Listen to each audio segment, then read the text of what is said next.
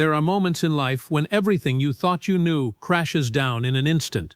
For Rick Harrison, pawn shop owner and reality television star, that moment arrived on a chilly January morning in Las Vegas, the day he lost his 39-year-old son, Adam. It wasn't just grief that stunned him.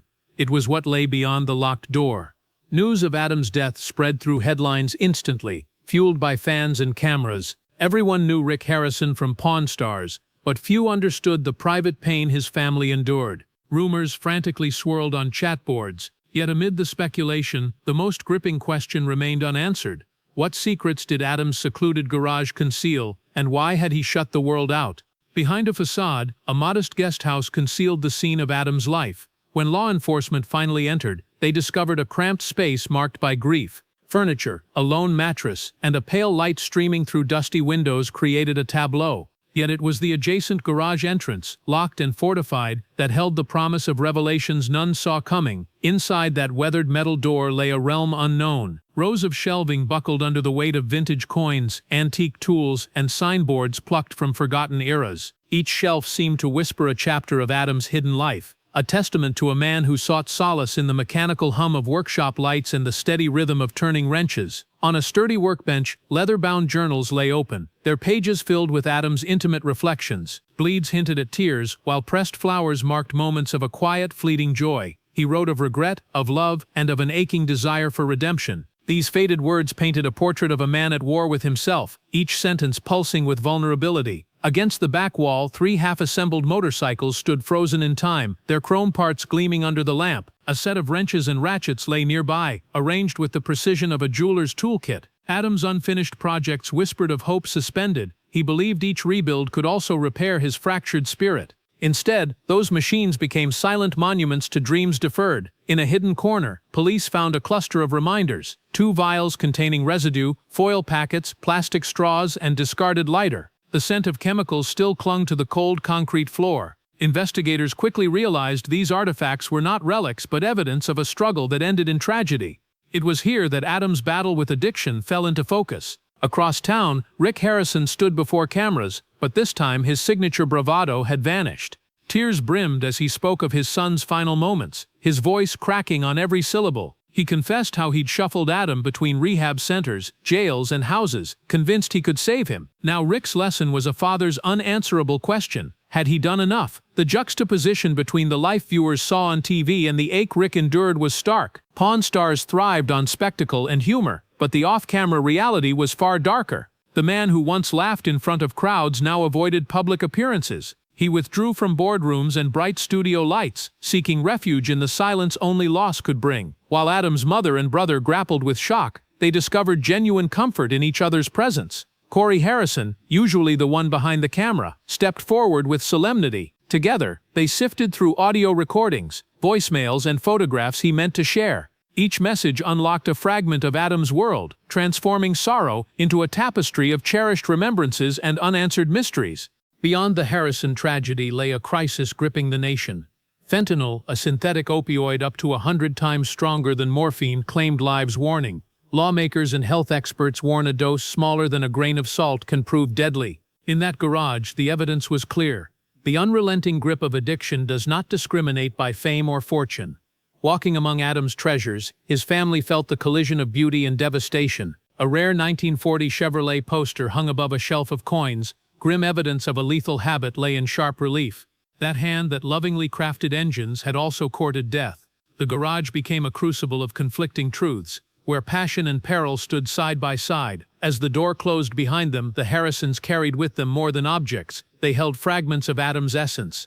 His garage was neither junk nor clutter. It was a mosaic of dreams, regrets, and hopes. In that space, they faced a truth. A life lived in shadows can illuminate the depths of love and the heartbreak of secrets kept too long.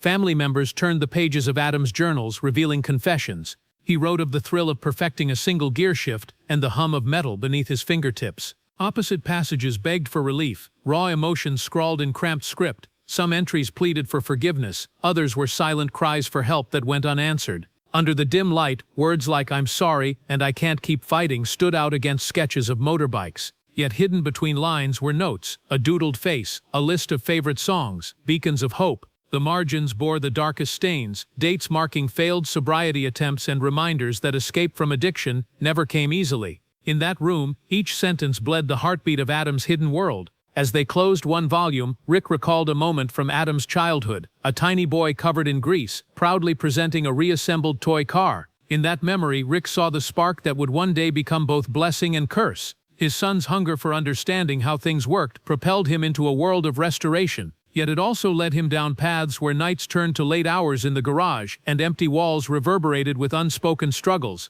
Corey shared a similar recollection. Adam working tirelessly on a bicycle chain as the rest of the neighborhood children ran free. These pursuits foreshadowed a life defined by an obsession to perfect every moving part, even if perfection remained out of reach. The duality inside those walls mirrored the struggle raging within Adam's mind, a craftsman's care countered by moments of self-destructive impulse. He chronicled these battles in notebook margins, alternating between optimistic manifestos and simulacra. "Tomorrow will be better," he wrote on January 3rd. Yet hours later another note confessed, "I feel like I'm drowning." Experts note this cycle is common in addiction, swings of hope and despair. For Rick, reading these entries was like witnessing separate people vying control. One Adam built machines, the other dismantled himself, piece by piece. That deep contradiction, laid bare in handwritten ink, forced everyone to confront a painful question: how much can love truly salvage before it breaks under the weight of Elsa's demons? While the Harrisons processed private anguish, the narrative began to shift toward a broader crisis. Fentanyl, confined to illicit drug rings, now permeated communities nationwide. The CDC recorded over 150,000 synthetic opioid deaths in the last 3 years alone. Las Vegas health officials reported a 40% rise in overdose calls. New harm reduction initiatives and awareness campaigns followed. Journalists highlighted the ease with which doses slipped unnoticed into street drugs, and lawmakers drafted bills to expand naloxone distribution. Yet despite escalating alarms, many families remained unaware of how close the danger lurked. Rick's story became emblematic, a famous father battling personal tragedy while urging change. In a televised address he implored viewers, "Learn the signs, save a life today." Mobilizing his platform, Rick partnered with local nonprofits to launch Adam's Garage Project, a fund dedicated to providing safe spaces for those battling substance use disorders. He appeared at town hall meetings alongside medical experts, recounting his son's story to humanize statistics that often feel distant. Each event featured interactive workshops teaching family members how to recognize warning signs and administer naloxone in emergencies. On social media, Rick posted footage from that first garage, captioned with reflections on love, loss, and accountability. The video went viral, garnering million views in days and sparking conversations across comment threads. Even celebrities and politicians joined the chorus, tweeting support and funding. Rick's message was clear: prevent future tragedies by combining vigilance with compassion. After weeks of reflection, the Harrison family made a surprising decision. They preserved Adam's garage as it stood. Officials cataloged each item, then sealed the doors with glass panels, transforming the workshop into a memorial. Visitors enter in groups to witness the balance between creation and collapse. Rick leads tours, pointing out a wrench or an unfinished part, his voice steady as he recalls his son's passion. Corey installed an audio station playing Adam's final voice memos, a backdrop of hopes and fears. Funds from Adam's Garage Project sustain the exhibit and support recovery programs. In that space between relics and the hum of machines left idle, a narrative unfolds, a tale sculpted by memory. Soft lights gently illuminate the workshop. Behind glass and steel, stories echo with every step. Adam's world, meticulously organized yet brutally torn, is on display as both warning and tribute. Families wander through, pausing at tools and pages where creative ambition met tragic vulnerability. Here, the line between mechanic and memoir blurs, and the true cost of silence stands illuminated. What remains next will shape more than memory. From school teachers to recovery counselors, everyone who steps foot in Adam's memorial workshop leaves unprepared for its raw emotional gravity. Countless strangers linger by his tool bench, absorbing the resonance of unsaid apologies scrawled in journal entries and the metallic sheen of incomplete motorcycles. The hush falls like a solemn veil, broken only by the soft hum of voices sharing recollections of Adam's quiet resilience and his fervent pursuit of understanding machines. It transcends mere exhibition. Indeed, local news crews began covering Adam's story from a perspective after the garage's transformation. Journalists interviewed Rick and Corey on tape, their faces lined with exhaustion but committed resolve. Each clip cut between family photographs and shots of dusty shelves lined with antique coins. Viewers watched as Rick placed a battered helmet on display, whispering fewer words than his tearful gaze conveyed. Social media buzzed with admiration for the Harrisons' courage in turning private pain into public empathy. Psychologist Dr. Elena Morales, who advised the family on memory preservation, explained that preserving Adam's environment allows visitors to empathize with his internal world. She noted that people need context to grasp the relentless cycle of addiction. The juxtaposition of crafted object and careless paraphernalia raises awareness more effectively than statistics alone. It's about feeling, not just seeing, she said. Her insight reframed the exhibit from static tribute to immersive lesson, urging communities to engage with full empathy. Inside the last journal entry, dated 2 nights before his death, Adam wrote, "I feel both alive and broken at once. Every bolt I tighten heals momentarily, yet the ache returns like clockwork." He described waking at dawn, unable to escape intrusive memories of his father's disappointed stare. Then, one line stood out more than all others: "I only hope someone finds this and understands my truth." That confession landed like a thunderbolt. It echoed eternal deep longing. In private interviews, Rick admitted the weight of regret was crushing. "I replay every conversation, every missed sign," he told producers. He remembered a phone call where Adam's voice cracked. "Dad, I can't do this alone." Rick had been traveling for a convention and didn't catch that plea. Now, standing amid his son's artifacts, he committed to ensuring no parent endures that remorse in silence. His vow fueled the creation of survivor support networks nationwide. Corey shared that in his final days, Adam had confided hopes of restarting his favorite vintage bike restoration blog. He envisioned writing posts detailing step-by-step rebuilds with therapeutic reflections. He spoke of quizzes mapping mood fluctuations to mechanical milestones, hoping readers battling similar demons could find solace in wrenches and welders. Although that blog never launched, Corey published drafts online, inviting engagement and feedback as a tribute that blended Adam's passions with public healing. It warmed many hearts. Online, hashtags such as Adam's Legacy and Fight Fentanyl trended for days after the exhibit's opening. Survivors and advocates shared personal stories beneath each tag, turning grief into collective action. A nonprofit reported a surge in volunteering and donations, funding mobile clinics in rural areas where resources remained scarce. Educators integrated Adam's story into addiction awareness curricula, sparking classroom discussions that reached thousands of students nationwide. The campaign became a living testament to community resilience and hopeful transformation overcoming fear. Doctors emphasize that Adam's story underscores the importance of early intervention. One emergency physician, Dr. Raj Patel, told reporters his department identified a spike in near-fatal overdoses in February alone. He credited educational outreach spawned by the Harrisons for increased calls to life-saving hotlines. He urged families to look beyond stereotypes, citing cases where intervention simply meant listening with compassion. According to Dr. Patel, a single conversation can stop an overdose before it starts. Every voice truly matters. Meanwhile, Rick announced plans to expand Adam's Garage project into mobile pop-up workshops where struggling individuals can learn basic mechanical skills as therapeutic outlets. These workshops feature experienced mentors, comprehensive counseling resources, and peer support circles under the motto "Build your future one bolt at a time." The pilot launch in Phoenix drew more participants than anticipated, illustrating the program's universal appeal. For Rick, combining Adam's mechanical passion with healing strategies symbolized a powerful tribute changing lives daily.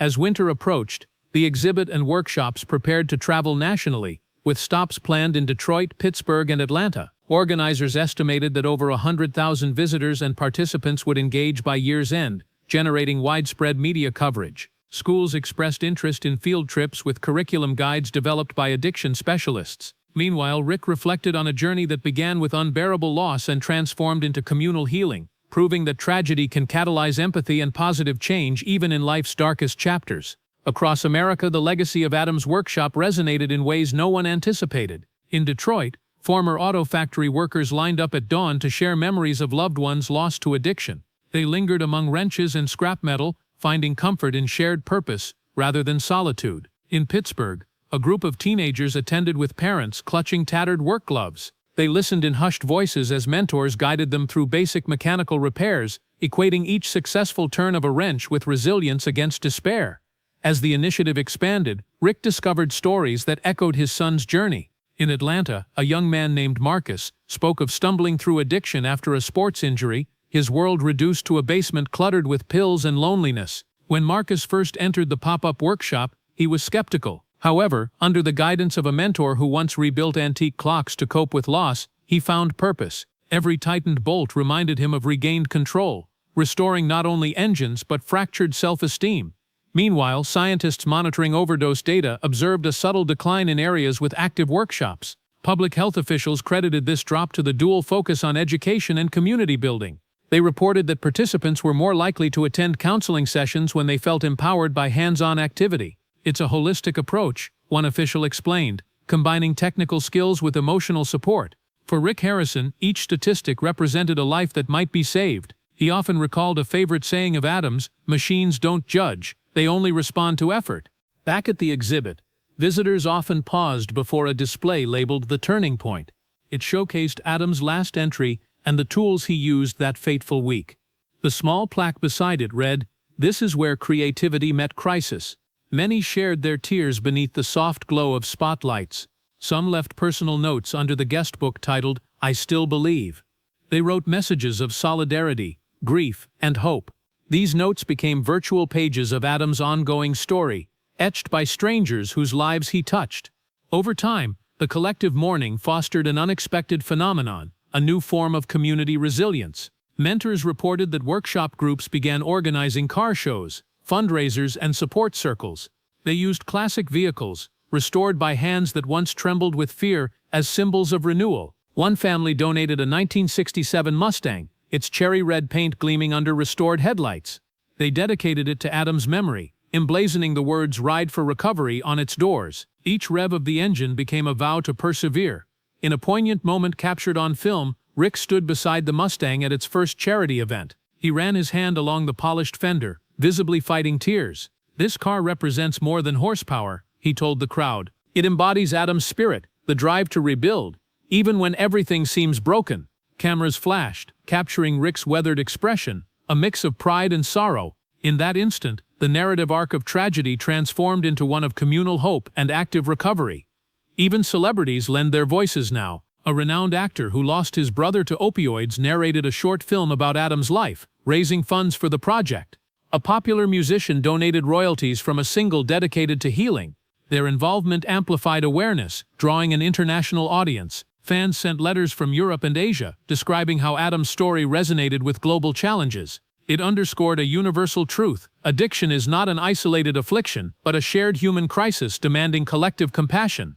Amid all this momentum, Rick took a moment to reflect on the fragility and power of human connection. In an exclusive interview, he admitted he feared remembering Adams' smile more than the pain of loss. "I hesitate to relive that boy who loved tinkering with engines," he confessed. "But I must, because his story holds the key to saving others." Social media posts praised Rick for his vulnerability, noting that strength often emerges from openness. By sharing his grief publicly, he reframed his legacy from reality star to advocate. In the months ahead, each pop-up workshop and memorial display will carry Adams' message deeper into heart of communities. Partnerships with schools and faith organizations will bring mechanics and counselors together under one roof, ensuring no plea for help goes unheard. As the winter thaw arrives, Rick envisions opening a permanent center in Las Vegas, where stories will merge, healing will flourish, and tools will clatter under purpose. Adams' garage may have been a hidden chamber of secrets, but it stands as a beacon, a reminder that even in the shadow of death, the drive to rebuild can ignite life anew.